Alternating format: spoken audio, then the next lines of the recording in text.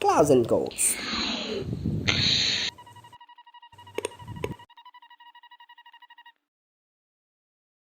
Fala, eu sou o Lican, você está na Clouds Code, seu canal de Game Dev direto e reto. E hoje nós vamos falar sobre mais duas janelas que foram feitas nessa brincadeirinha aqui. Que é a janela de estruturas adquiridas e a janela de jornal. Bom, vamos lá, como é que funciona esse jornal? Vai ser o primeiro que eu vou mostrar. O jornal, a cada 7 dias, ele vai te dar uma notícia aleatória nova. Na verdade, são duas notícias, uma principal e uma besta. Não é besta exatamente, em geral é sim, mas é uma notícia menos importante. Eu vou então aqui usar minha trapacinha para poder ganhar 7 dias. 1, 2, 3, 4, 5, 6. Quando eu clicar no meu 7º dia, vai aparecer um alerta aqui. E o jornal vai deixar de ser desabilitado e vai começar a ser acessível. Então, 7. Olha lá, o alerta foi ativado, significando que eu tenho uma nova notícia. E o jornal agora está acessível. Vamos clicar? Olha só que linda essa janela de jornal. Mostra aqui a data. É bonitinha, 12 de março de 2076. Essa data vai servir tanto para você não se perder, quanto para você se contextualizar em questão de alguns eventos que podem acontecer na lore. Bom, foram sorteados aqui duas notícias. A notícia principal sempre vai ter uma imagenzinha, porque eu acho legal. E tem um motivo do porquê que a imagem é assim, meio esfumaçada. Isso tem a ver com a lore do jogo. E se você tiver paciência para ler o bestiário e as notícias, você vai entender o porquê. Bom, tem essa notícia aqui, clássica, foi a primeira notícia que eu fiz no jogo, que é Não Podemos Derrotar Deus. Que é basicamente o ministro da defesa de Nova Dragon falando que os caras são muito fortes, que os monstros são muito fortes, eles estão brincando com eles. Se eles quisessem, eles já teriam derrotado a humanidade há muito tempo. Então ele está comparando os caras a Deus, né? Se você quiser ler, eu vou passar devagarzinho aqui para você dar uma lidinha. Bem devagarzinho, igual legenda do Star Wars. E tem essa segunda notícia aqui, uma notícia secundária. 6,5 é o nome da notícia. E isso aqui é uma notícia meio zoada. Se você quiser se ler aí, é uma notícia que vai ter outras sequências dela.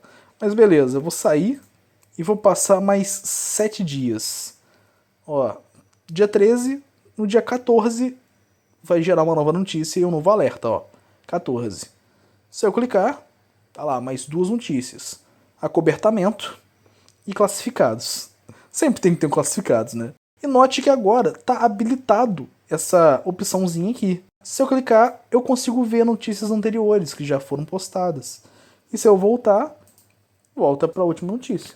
Tem essa aqui do acobertamento, ela é um pouquinho maior, então não vou passar não. Se quiser, você joga o jogo quando estiver pronto. Esse aqui tem 3 classificados que eu coloquei também, são meio... Cara, essas notícias secundárias aqui, elas são meio bobinhas, tá ligado? Mas vira e mexe, elas dão um pouco mais de contexto para algumas coisas bem específicas da lore. Em questão do jornal, é isso. Eu particularmente acho que tá bem legalzinho, bem bonitinho. Não sei o que vocês vão achar, mas eu acho que é uma ótima forma de contribuir pra lore de uma maneira que não quebra a imersão do jogador, sabe? Eu não gosto de fazer texto expositivo se não tiver sentido. Então dificilmente numa cutscene você vai ver algum personagem explicando alguma coisa. Eles vão falar as coisas como se você vivesse nesse mundo e como se fosse algo óbvio pra você. Porque na vida real ninguém para pra explicar a menos que alguém pergunte. Mas geralmente não tem por que uma pessoa perguntar algo óbvio. Mas enfim, vamos mostrar agora o nosso segundo menuzinho, que é o menu de estruturas, adquirir novas estruturas. Se eu clico, ele tem esse design de blueprint que eu achava muito maneiro, essa estética de blueprint que a gente via em desenho animado, geralmente mídias antigas, alguns jogos faziam isso também. Eu sempre achei muito bonito esse papel azul com desenho branco, tá ligado? Eu falei, nossa, eu vou fazer um menuzinho, todo nesse estilo. E, cara, eu gostei muito do resultado. Basicamente aqui ele divide as suas estruturas que você tem nos tipos dela mesmo, né? Que são os tipos que também aparecem na HUD de construção, na fase ou na sede. Então, são estruturas ofensivas, estruturas defensivas, estruturas de energia, estruturas de recurso e estruturas diversas. E aqui tem as subdivisões, que são as estruturas novas e as estruturas suas. Como assim? Bom, aqui vai mostrar as estruturas que você tem disponível para compra. E aqui as estruturas que você já tem. Mas por que isso aparece aqui? Essas estruturas que eu tenho. Porque às vezes você quer dar uma olhada, você quer ter uma noção. Isso aqui serve também como se fosse um bestiário para estruturas, né? No Plantas vs Zumbis tinha isso para as plantas, não tinha só para os zumbis. Eu falei, pô, eu quero fazer algo parecido. E ela sempre seleciona a primeira estrutura disponível na classificação que você tá. No caso, só tem a torre simples, aí mostra, ó, identificação, o nome dela é torre simples, o valor unitário, ou seja, na fase dela. Quando você quiser colocar alguma dela na fase, você vai gastar 400 de dinheiro. O número de viagens é 2. O ambiente destinado. Missões. Ah, mas isso aqui não é óbvio? Não, então. Tem algumas estruturas que você pode colocar tanto na missão quanto na sede. Ah, é tipo qual? Tipo o depósito. O depósito é uma estrutura que eu já mostrei no vídeo anterior, no vídeo de drops, que eu posso colocar tanto na sede quanto na fase. Então, às vezes, você... Nossa, que arma bacana, quero comprar. Aí, ué, cadê ela? Não tá na minha fase. É, porque era uma arma, mas era uma arma exclusiva da sede, talvez. Então eu acho que isso aqui é bom especificar. Tem a integridade, que é a vida dela. E quando eu fizer o bestiário, eu vou mostrar o dano dos monstros também. Então você vai poder ter um cálculo, mais ou menos, na sua cabeça. Ah, nossa, minha estrutura tem 10 de vida, o monstro causa 2 de dano, então em 5 porradas o monstro mata a minha estrutura. Sabe que eu gosto de dar essa possibilidade pro jogador calcular à vontade as coisas, e não ficar naquele limbo. Porque às vezes um jogo vai lá, te joga e fala, nossa, tem estrutura, você tem a torre A e a torre B, mas não fala quanto cada uma dá de dano. E você olha elas e não parece que muda nada, parece que muda sua skin. Então eu gosto de especificar. Tipo, não, essa aqui tem mais vida, ah, então essa aqui tem mais dano. E falando em dano, aqui especifica, ó, ela causa 1 de dano a cada 1,5 segundo. E mostra o tipo de dano. Ah, mas tipo de dano? Sim.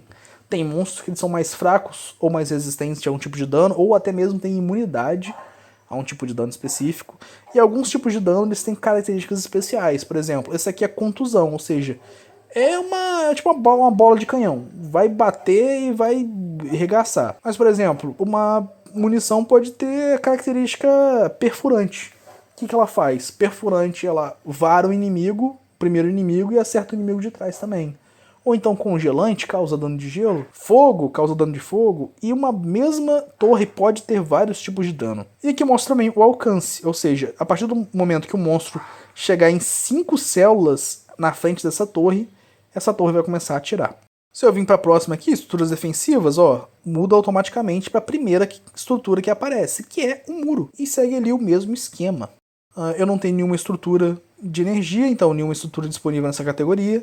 De estruturas de recursos tem laboratório. E aqui mostra, por exemplo, ambiente destinado, bases. Faltou talvez eu colocar a quantidade de espaços que cada estrutura tem. Na verdade, eu acho que mostra, só que o laboratório não mostra porque ele não é exatamente uma estrutura feita para guardar coisas.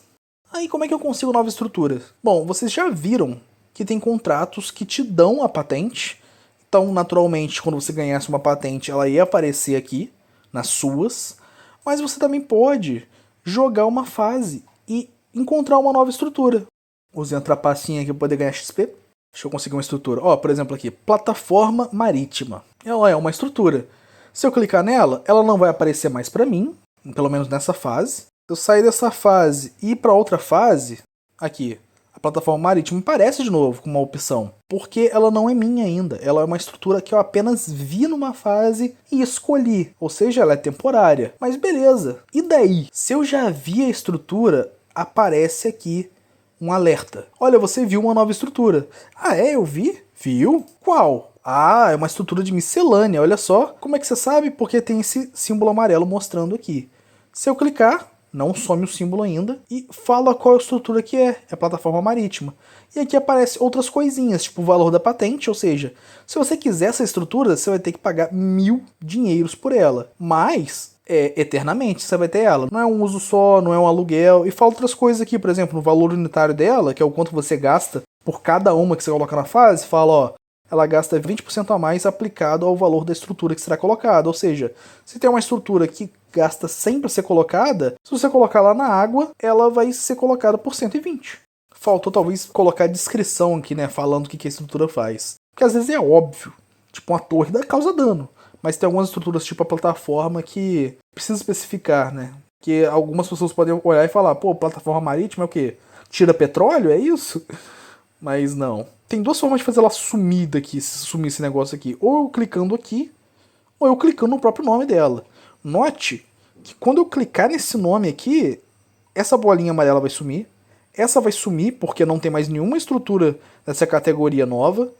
E como não tem mais nenhuma estrutura aqui, essa aqui vai sumir também. Antes de mostrar isso, eu vou desbloquear outra estrutura. Eu vou desbloquear o depósito. Vou desbloquear aqui o depósito. Aqui, ó, depósito. Vou sair da missão. Ó, vou entrar aqui. Olha só. Tem uma estrutura de recurso aqui e uma estrutura diversa. Tá, pra que você está mostrando isso? Veja bem, eu vou clicar aqui, vai sumir essa bolinha, vai sumir essa, mas esse alerta ainda vai ficar. Por quê? Porque eu ainda tenho estruturas novas. Ó, cliquei, sumiu aqui, mas ficou aqui. Porque eu ainda tenho estrutura miscelânea que eu ainda não vi. Se eu clicar aqui, agora sim, vai sumir aqui, sumir aqui e sumir aqui. Ó, sumiu. Aí eu quero adquirir essa patente. Beleza, note que meu dinheiro vai cair em 1000 ali, ó. Caiu em 1000 e agora a plataforma está em suas e não tem mais o valor, aquele valor de 1000 aqui, e nem a opção de compra. E a última coisa que eu tenho que dizer é que os saves agora eles são reais. Mas como assim antes não era? Então, antes não era. Antes eram dicionários que eu usava em tempo de execução mesmo para poder armazenar umas informações ali. Só que toda vez que eu resetava o jogo, essas informações também eram resetadas. Não ficava nada salvo. Agora não. Agora eu salvo tudo em JSONs, bonitinho, né? Que são arquivos de texto, basicamente. Muito usado na indústria, né? Tem gente que gosta de salvar em binário, tem gente que gosta de salvar em banco de dados, tabela relacional, coisas assim. Mas eu acho que é matar formiga com canhão. Fiz em JSON, claro que teve alguns probleminhas que eu acabei enfrentando, que eu não tinha pensado muito. É que eu também nem desconfiei que teria esse problema. Que problema que eu tô falando? Se eu quiser, por exemplo, fazer um dicionário tipo esse aqui, que vai ser salvo mais tarde como JSON, o que acontece? JSON é um bloco de notas, ou seja, tudo que está aqui vai ser transformado em texto, inclusive essas chaves 1, 2 e 3. Então, na hora que eu for recarregar esse arquivo e for usar ele de novo, essas chaves na verdade não vão estar mais numéricas, elas não vão ser mais do tipo int, elas vão ser do tipo string na Godot. Isso poderia quebrar todo o sistema, porque o programa ia procurar chaves numéricas e não ia achar só chaves do tipo string. Outra situação complicada é que a Godot, por exemplo, usa Vector2, no caso Vector2 preferir, ou Rect2, Rect2, que é um formato de dados que permite você armazenar uma dualidade de valores, né? Geralmente muito usado para coordenadas. E eu uso demais, porque, né, o jogo é todo baseado em células que tem coordenadas. Então, como é que um Vector2, ou no caso um Vector2 é salvo? É salvo dessa maneira aqui. Porém, isso aqui vai virar texto no JSON. E quando ele vira texto, ele vai ser carregado depois assim. E isso não é um Vector2, isso é uma frase. Isso são só caracteres de texto. Então, o que eu fiz para poder resolver esse problema todo? Eu criei uma funçãozinha que, se ela identifica que algo parece um Vector2, ela transforma em Vector2. Simples assim. Ué, mas o negócio numérico lá, demorou um pouquinho, mas eu peguei todas as chaves minhas que eram numéricas, tipo 1, 2, 3, e passei elas pro tipo texto, pro tipo string, né? Aí acabou o problema também. Mas é isso, o vídeo foi esse. Espero que você tenha gostado. Dê like, compartilhe, se inscreva, comente, seu feedback me ajuda demais. E é isso, vídeo novo toda sexta-feira ao meio-dia. Te vejo no próximo vídeo, meu nobre. Beijo, beijo.